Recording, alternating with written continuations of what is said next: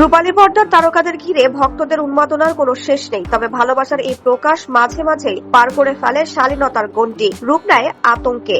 ভারতের দক্ষিণী ও বলিউড কাঁপানো জনপ্রিয় অভিনেত্রী কাজল আগারওয়ালও মুখোমুখি হয়েছিলেন ঠিক এমনই এক ভয়াবহ পরিস্থিতির। বহু বছর আগের এক শুটিং সেটে নিজেরই এক সহকারী পরিচালকের কাণ্ডে রীতিমতো আতঙ্কে হাত পা কাঁপতে শুরু করেছিল এই তারকার। সম্প্রতি এক সাক্ষাৎকারে সেই লোমহর্ষক অভিজ্ঞতার কথাই প্রকাশ্যে এনেছেন। ঘটনাটি বেশ কয়েক বছর আগের। একটি সিনেমার টানা শুটিং শেষে ক্লান্ত কাজল নিজের ভ্যানিটি ভ্যানে বিশ্রাম নিচ্ছিলেন। হঠাৎ কোনো আগাম অনুমতি ছাড়াই সেখানে প্রবেশ করেন ওই সিনেমারই এক সহকারী পরিচালক। কিছু বুঝে ওঠার আগেই কোনো কথা না বলে নিজের শার্ট খুলে ফেলেন ওই ব্যক্তি। বুক চিতিয়ে কাজলকে দেখান একটি ট্যাটু, যেখানে বড় করে খোদাই করা ছিল অভিনেত্রীর নাম। এমন অনাকাঙ্ক্ষিত ও আকস্মিক ঘটনায় রীতিমতো ঘাবড়ে যান অভিনেত্রী। ব্যক্তিগত পরিসরে এমন আগ্রাসনে তিনি এতটাই আতঙ্কিত হয়ে পড়েন,